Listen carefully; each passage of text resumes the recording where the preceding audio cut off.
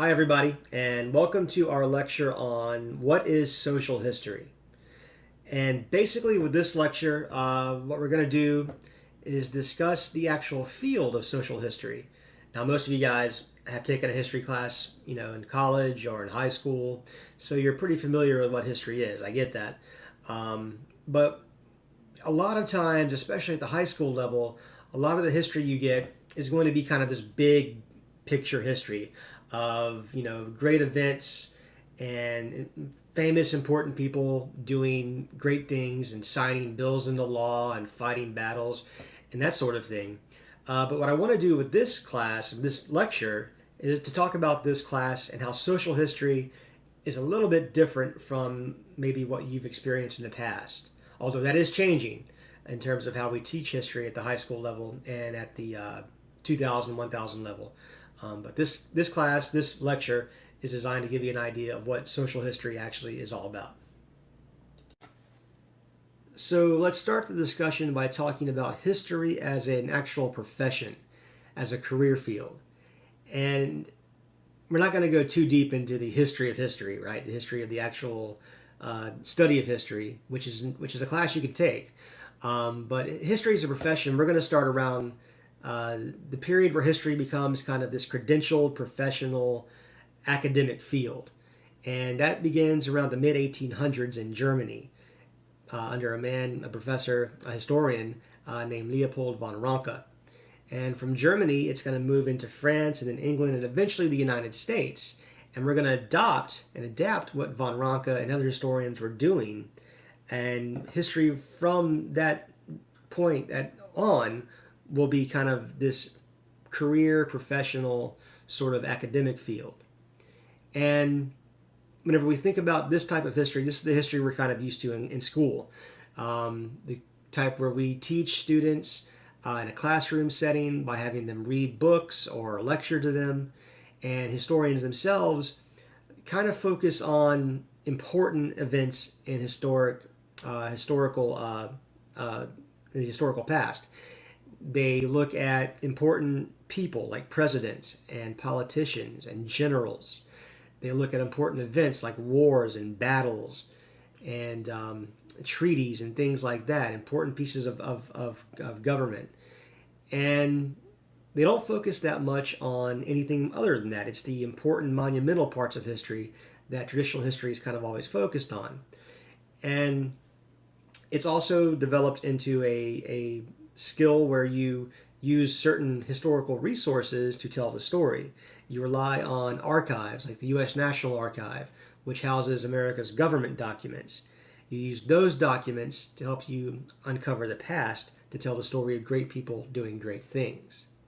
So that's kind of the starting point for all of this, where history is going to be for decades, but that's going to change over time. So the idea of what history is begins to really change around the middle of the 20th century, and to be more specific, probably around the 1930s or so. And again, it's not going to take place in the United States, or at least it's not going to start there. It's going to start in France and England, and then kind of make its way over to the United States. And in France and England, what people began to want to know more about was less about generals and prime ministers and kings and things like that. Instead, they wanted to know more about communities.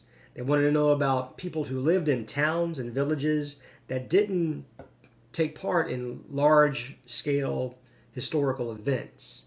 They wanted to know about groups of people in those communities and what they did and how they had lived, not just, recently, but in the past. And so historians begin to kind of branch out from this big idea of history into looking more at everyday life and everyday people. And America is going to catch on to this. Historians in America are going to start doing this as well. And it really starts to take off in the United States around the 1930s during the Great Depression, when people were looking for work, and the government, as one of the many programs it had, one of the programs was called the Federal Writers Project. And what this project did, what this organization did, was it hired teachers and writers and newspaper journalists who were unemployed and put them to work going out into the states of the country and all the states of the United States and capturing the histories and lives of everyday people. So these people who worked for the Federal Writers Project went to Iowa and talked to farmers in the middle of nowhere about their lives. They went to Georgia and Alabama and talked to uh, freed slaves, people who were still alive in the 1930s that had been slaves, talked to them and got their histories. And so we see during this period this development of a interest in not just the important, people making headlines in the news, but an interest in people in their everyday lives, especially people who had not really been in the history books before, like African Americans, like everyday farmers in the Midwest, miners in the West, the Rocky Mountains, and things like that. So these new groups, for the first time, are really getting their story told as we get into what actually will become social history. The study and interest in social history into these groups that had not been talked about before really begins to take off by the 1960s in the United States. And as you might expect, it kind of coincides with the rise of social movements in the United States during the same time period. The rise of the civil rights movement at its full extent, women's rights, gay rights, and students protesting the war in Vietnam, Chicano rights in the West. And so, as more and more groups, social groups in this country began to advocate for their rights, at the same time, people who were historians began to become interested in these groups' pasts as separate groups, not as important, influential figures making changes in Washington, D.C., but in the lives of these groups and how they had lived in the past.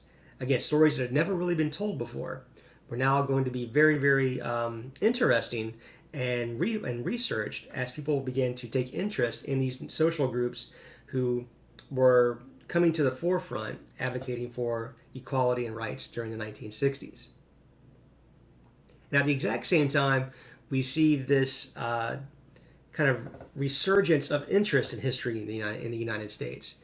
This coincides with the bicentennial of America's birth, basically in 1976, and people across the country, in their own local towns and communities, became very interested in their own history. And to tell that story, to tell that history, people began looking at groups within their own communities, in their own towns and cities, and wanted to tell their stories. And so we see a resurgence and a greater interest in the stories of not people who are out there again making big decisions, but the stories of everyday life in America over the years, thanks to this resurgence of history and our resurgence in interest of history by the 1960s and into the 1970s. And at the same time, we see also the rise of a new type of history that kind of coincides with social history, which is called public history. And what public history does is that it takes history out of the classroom, and it often uses these stories of the marginalized groups that social historians cover to tell stories of communities. Public historians want to tell stories to the general public, so they use museums and other mediums to help tell those stories outside of the classroom. So social history is also going to have an impact on another field of history called public history, which is kind of important to me. It's one of my things, so I wanted to kind of get that plug in there for it. But social history and public history really going to take off in the 1960s and 1970s to talk about these new groups emerging that are trying to gain some equality and gain civil rights during this period. And so again, to reiterate what social history actually is, it's an offshoot of the more, quote, traditional type of history that we're all kind of accustomed to. Traditional idea, this big idea history of, great men riding horses in the battle with their swords drawn, or important presidents and politicians signing bills into law that changed the lives of millions of people. That big notion of history where things happen by great men, always great men, doing great things to make change take place. Kind of a top-down, they would call it, view of what history is. A few people making changes for the masses. Whereas social history looks at history from the bottom up, which is a term we're going to use more and more as we talk about this topic moving forward in this class.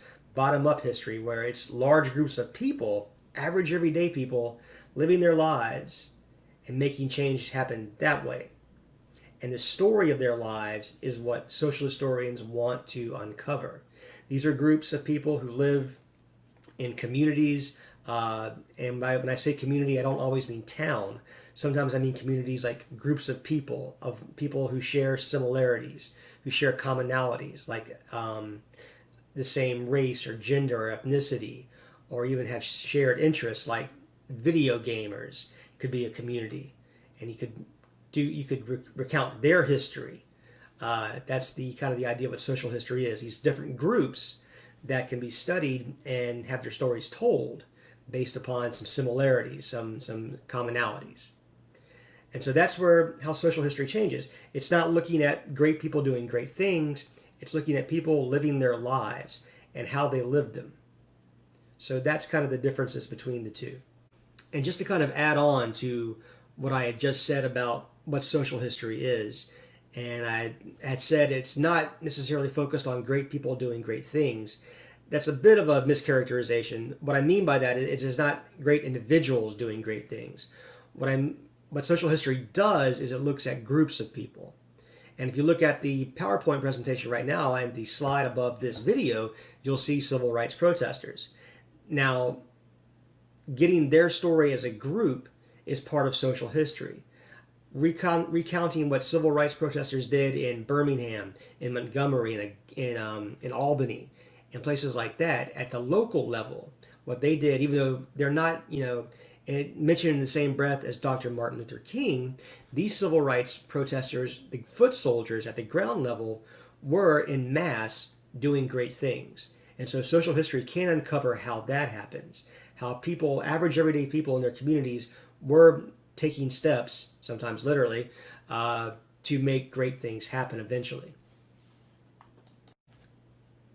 To give you a greater idea of how traditional history and social history are both different but have some connections, because even though they do look at things differently, they do sometimes examine the same areas, the same topics. It's just social history will take a different approach than the more traditional history of a certain subject. So this slide is meant to kind of give you some examples of what I'm talking about. And on the left-hand side of the slide, if you look at it, you'll see a list of traditional historical topics and themes, and you'll compare and contrast that on the right-hand side to what those themes would be from a social history point of view. So take, for instance, number 2 on traditional historical topics and themes, a military history topic, the development of the atomic bomb. So if you were studying military history from a traditional historian's point of view, you would probably want to read about, discuss, and talk about the Manhattan Project, the politicians who were involved, the General Leslie Groves, and the scientist Robert Oppenheimer, 2 men who were instrumental in building the atomic bomb to drop on Hiroshima and eventually Nagasaki as well. So you would approach it from that point of view. What did the Army do? What did the U.S. government do? And then how was the bomb used? That would be your traditional look at the bomb, and from a military history point of view. Whereas from a social history point of view, all of that is kind of like background information. What you're more interested in as a social historian is the role of certain groups. In this case, maybe you want to look at what women did to help build the atomic bomb. There were thousands of women with degrees in math and biology and chemistry and physics who took part in the Manhattan Project. And really, their story was never told until more recently. We're starting to get more and more stories about what women did or what African Americans did during the Apollo moon missions, where African American women were instrumental in making those missions happen. And so social history focuses on those people. It's part of a bigger story of the bomb itself, but for social historians, we're much more interested in how women physicists took part and what they did to help build the bomb. And that goes for pretty much any other topic as well. If you look at the Cuban Missile Crisis at the bottom, diplomatic history, where if you were studying that from a traditional diplomatic history point of view, you'd probably want to look at the exchanges between President Kennedy and Russian Premier Nikita Khrushchev, and how they, disarmed or defused the Cuban Missile Crisis before it blew up into a bigger issue. Whereas from a social history focus, you would probably want to look at it, or you could look at it in terms of what did families do during the Cuban Missile Crisis. And one of the things they did was they built bomb shelters. So you'd want to study why families built bomb shelters, what the bomb shelters represented. And it's just another way to look at a diplomatic history topic, but from a more ground level point of view. And as this slide indicates, there are those who criticize social history. There are those who are critical of the study of social history. There are advocates as well, but like most things in life, there are some who see negatives to this topic and those who see positives to it. And from the critical point of view, one of the bigger issues is that people who are critical of social history say that by studying social history, studying the everyday lives of people, you're neglecting the more important things, the more important events and people that are out there. This is a real criticism of social history in the modern era. Whenever we talk about teaching history in school, especially in public school, there are a lot of critics who say that social historians focus more on groups like African Americans, women, social movements, and things like that. And they do that at the expense of other parts of American history, like World War II, George Washington, Abraham Lincoln, things like that, those big moments, the Constitution, those big events. So there is some criticism that by focusing on social history, you're neglecting the larger important history as well. And there's probably some sort of truth to that to a certain degree. I mean, life's always about balance, right? So you've got to find a balance between the two. And so maybe that's something we're still working on. Some other critics say that social history focuses more on the negative side of things, which is bound to happen whenever you talk about and study marginalized groups. Yeah, they're going to have some bad things happen to them.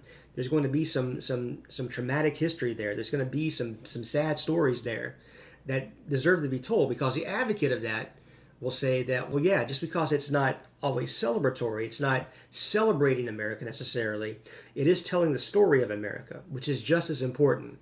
As an open society, we don't omit things. We don't, gloss over the bad things. We should be able to talk about those things. And that's what historians want to do. Traditional and social. They want to talk about both the good and the bad, because you need both sides to really understand the story. And sometimes social historians are criticized for dwelling too much on the negative side of history. But again, the counter argument is that well, it's negative because negative things have happened, and you can't tell the story without telling the bad. So there are other criticisms as well, and there are other advocates as well. This has been an ongoing debate now for 50 years. It heats up every now and then. It heated up at last in the 1990s and the early 2000s, and it'll probably heat up again at some point. So bear in mind that whenever we talk about social history, it's not without its critics, but it's definitely not without its advocates as well.